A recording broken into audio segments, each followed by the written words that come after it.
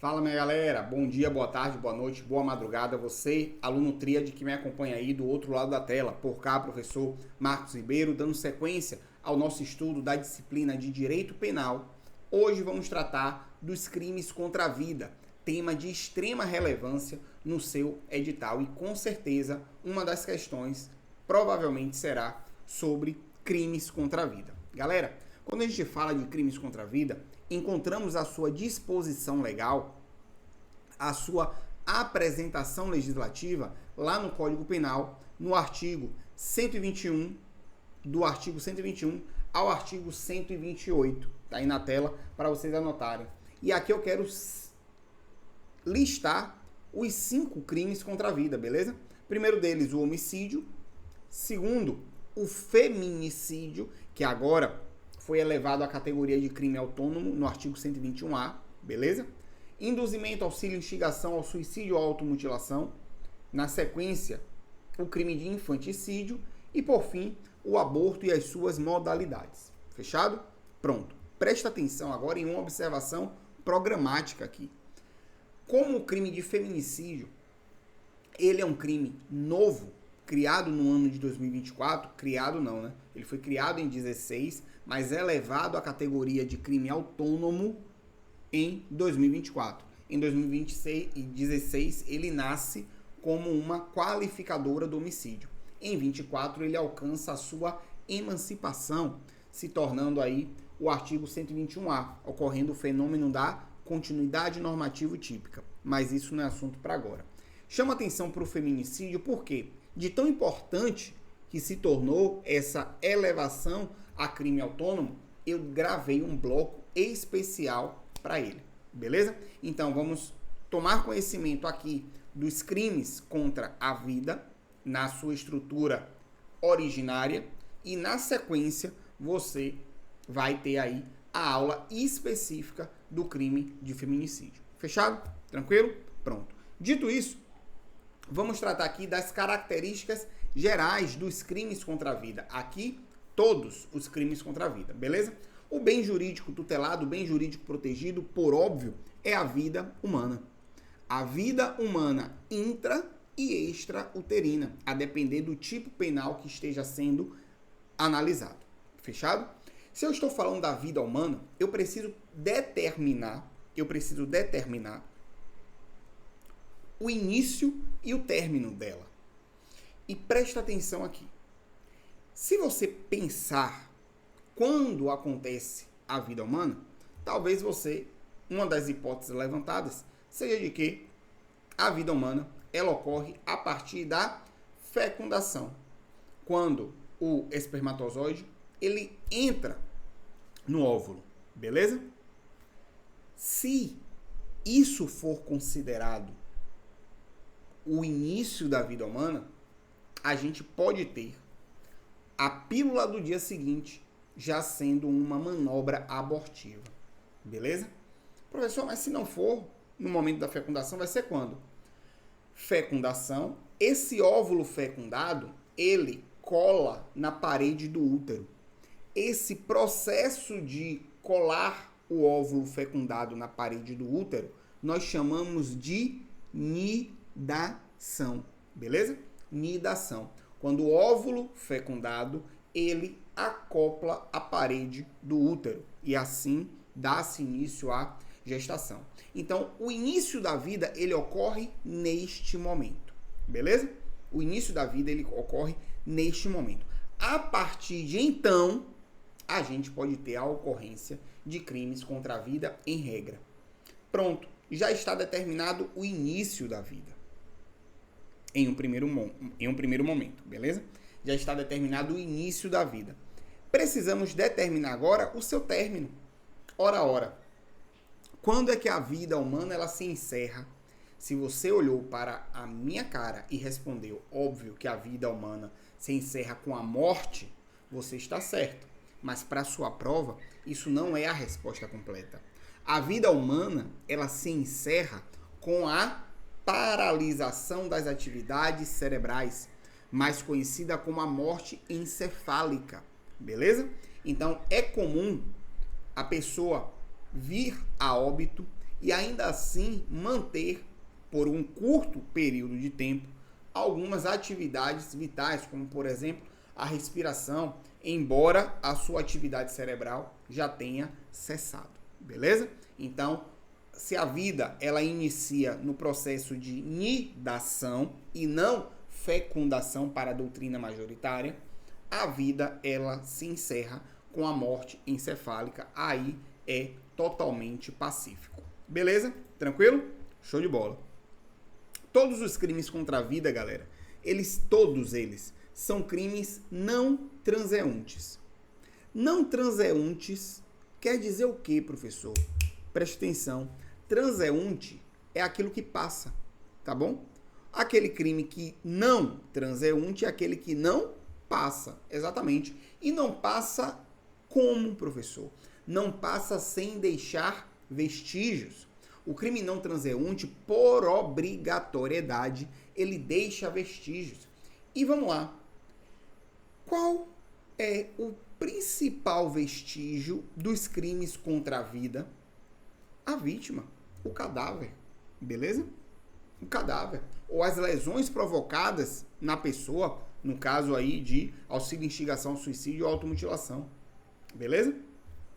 São crimes que deixam marcas. E essas marcas precisam ser periciadas na obrigatoriedade lá do artigo 158 do Código de Processo Penal. Então, crimes não transeuntes são aqueles onde a realização de perícia ela é obrigatória.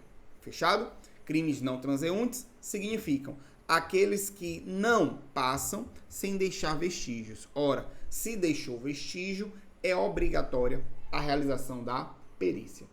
A competência para processo e julgamento dos crimes contra a vida, por óbvio, aí nós temos o Tribunal do Júri. Galera, muita atenção aqui. Muita atenção. No Tribunal do Júri, eu só tenho os crimes dolosos contra a vida. Beleza? Nos crimes dolosos contra a vida. Aí o seu examinador vai dizer: aborto, infanticídio, feminicídio, homicídio culposo, todos esses são crimes contra a vida, julgados no Tribunal do Júri. Todos esses são crimes contra a vida? São. Porém, todos eles são julgados no Tribunal do Júri? Não. Porque no Tribunal do Júri só cabe crimes dolosos contra a vida. Precisa do dolo especificamente com a sua previsão constitucional. Tá bom? São crimes de ação penal pública incondicionada. Se é uma ação penal pública incondicionada, o titular da ação penal é o Ministério Público e a ação penal ela será iniciada através da peça chamada denúncia. E para a gente arrematar as características gerais, crimes contra a vida não possuem a pena de multa. Beleza?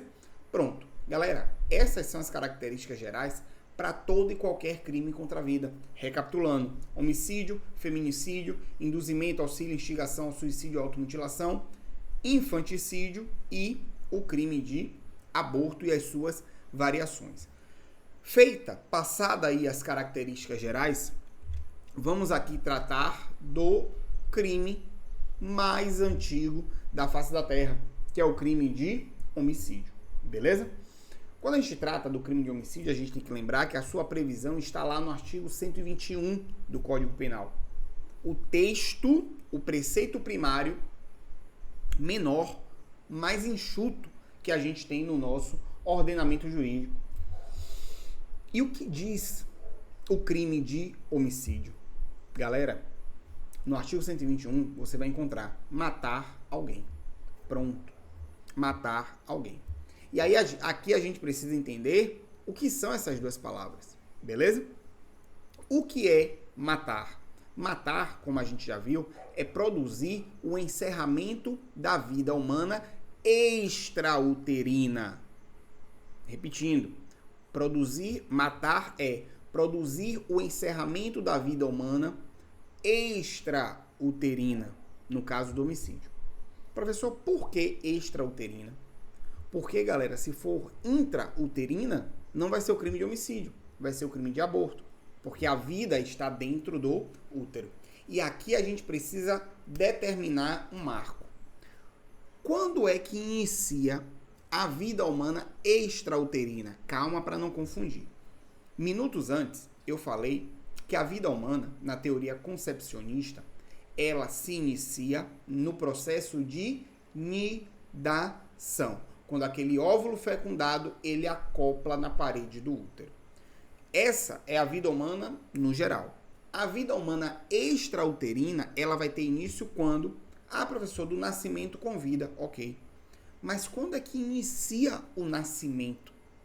A gente precisa determinar esse ponto porque depois do nascimento pode ser um crime. Antes do nascimento pode ser aborto. Percebeu? Então vamos lá. O nascimento com vida, ele inicia, depende da espécie, depende do tipo de parto.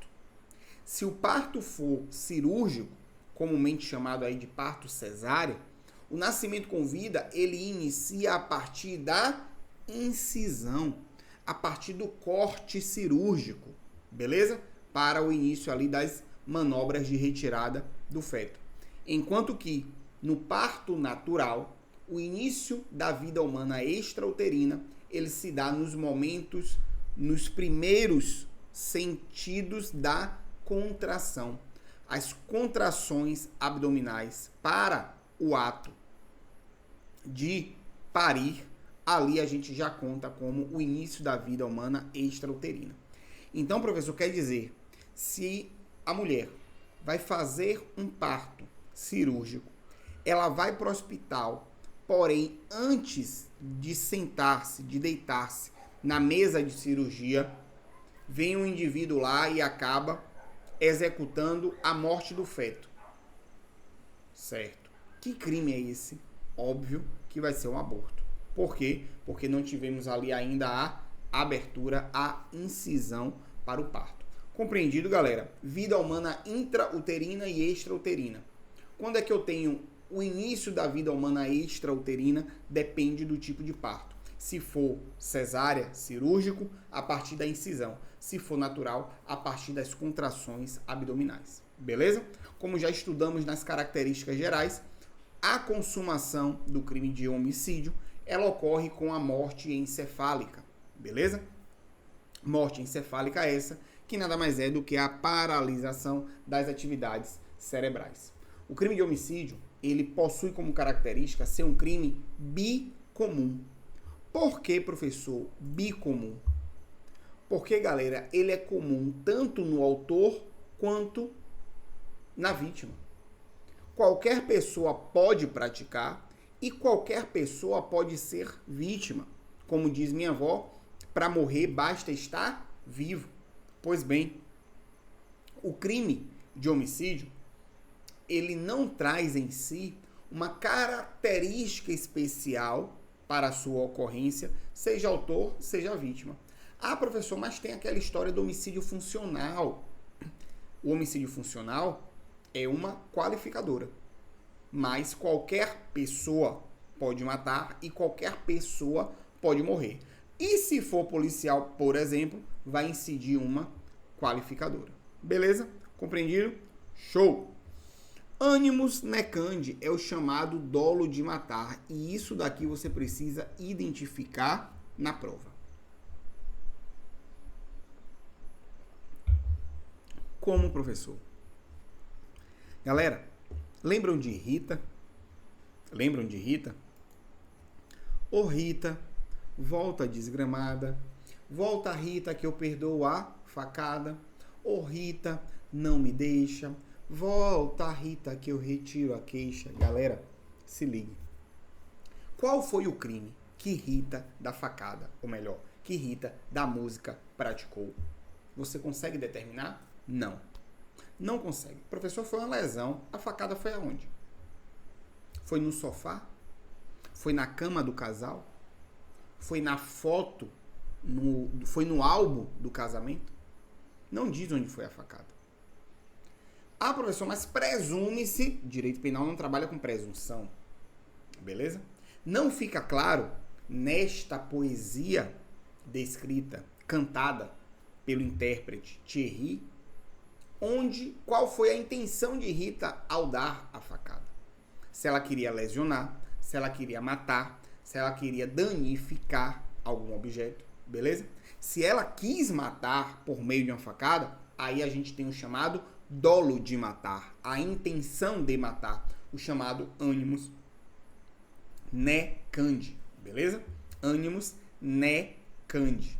Aí nós temos o dolo de matar. E eu só posso ter homicídio na modalidade dolosa se existe o dolo de matar, se existe o animus necandi. Beleza? Tranquilo? Show! Ainda nas características iniciais do homicídio, nós temos a possibilidade, ou melhor, a determinação de que todo homicídio qualificado ele será hediondo. Independentemente da qualificadora, ele será hediondo. Ah, professor, e o homicídio simples? Ele poderá ser hediondo se praticado em atividade típica de grupo de extermínio, ainda que por um só agente. O que é grupo de extermínio? Vamos falar mais à frente. Agora eu só quero que você abrace essa informação. Hediondo é qualquer homicídio qualificado, beleza? E qualquer homicídio simples ou qualificado que seja praticado por um grupo de extermínio. Cuidado, que a hediondez no homicídio simples só abarca grupo de extermínio, não compreende milícia privada. Beleza? Fechado?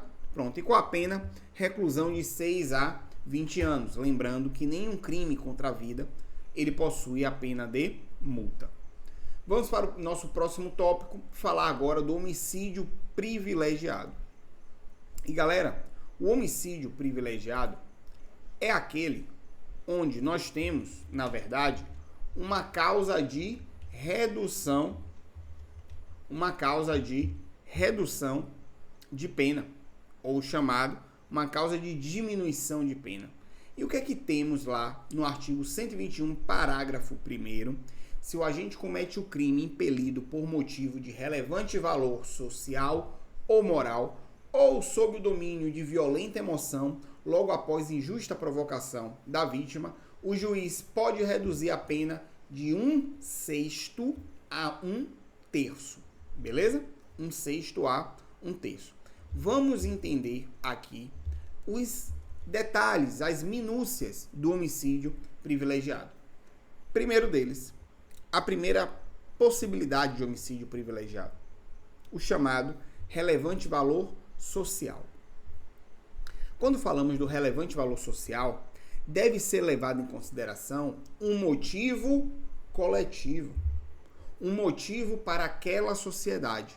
E o exemplo que eu sempre gosto de trabalhar em sala é o seguinte: preste atenção, deixe o trabalho comigo.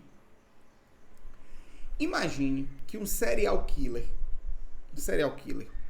um homicida quanto mais, ele chega a uma determinada cidade do interior. Tem-se a notícia de que algumas pessoas ali já faleceram, beleza? E a polícia está no seu encalço.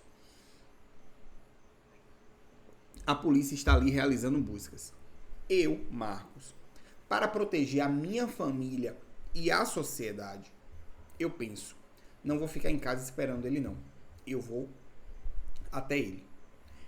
Saio pela rua e tal, vejo que aquele indivíduo acabou de assassinar uma vítima. Eu identifico ele como sendo o serial killer. Neste momento eu vou lá e executo ele. Nesse caso eu cometi um homicídio privilegiado por relevante valor social. Aquela morte tem uma relevância no seio da nossa sociedade. Antes que alguém questione, professor, se ele tinha ali matado alguém, não seria a legítima defesa? Porque a legítima defesa ela é atual, quando o crime está acontecendo, ou iminente, quando o crime está prestes a acontecer. Nesse caso, ele já tinha consumado o delito. Então, a gente não pode falar de legítima defesa. Beleza? Então, eu respondo. Por quê? Pelo quê? Por homicídio privilegiado por relevante valor social. De igual forma, temos que levar em consideração também o relevante valor moral. E quando falamos de relevante valor moral, levamos em consideração o indivíduo. O sentimento do indivíduo. Pense o seguinte, lembram de Lázaro? Lembram de Lázaro? Pronto. Lázaro lá de Goiás, que passou 20 dias foragido, com a polícia perseguindo.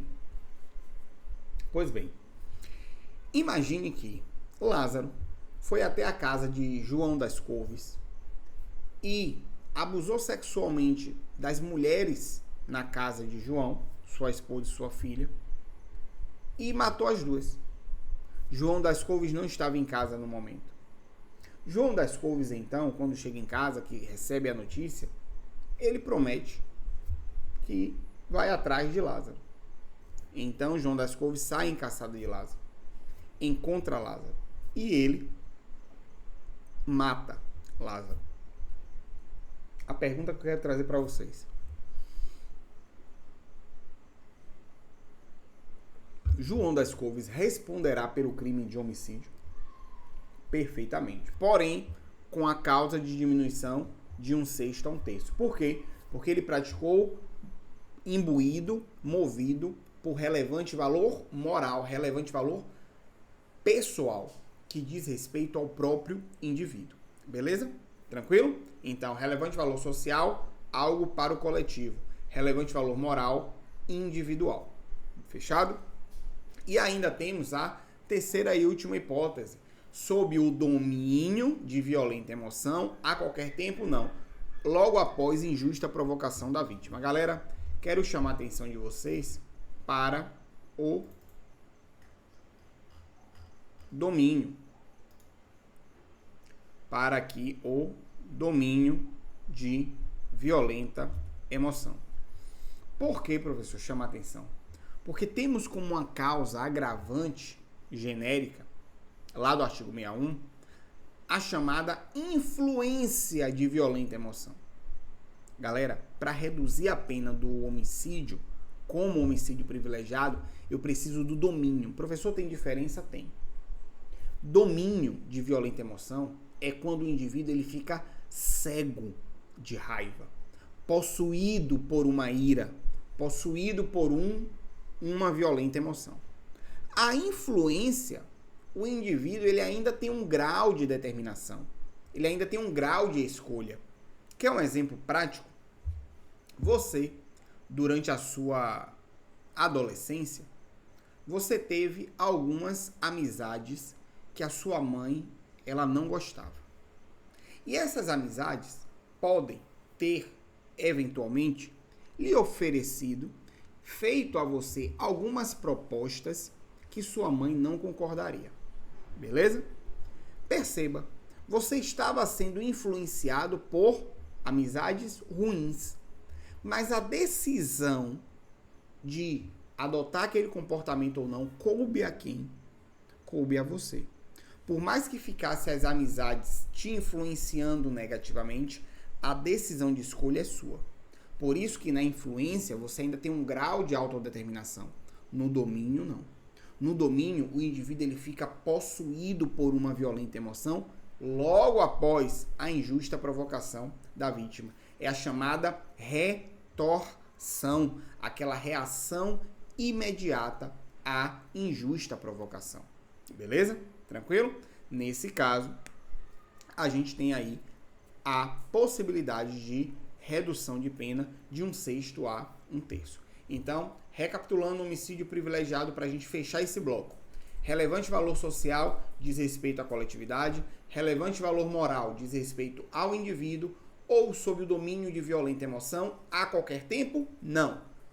Logo após injusta provocação da vítima. Lembrando que domínio não é influência. Qual é a consequência? Redução de 1/6 a 1/3. Beleza, galera? Tranquilo? Pois bem, encerramos o nosso primeiro bloco aqui. Te aguardo no próximo. Beber uma água, ir no sanitário e voltamos já já.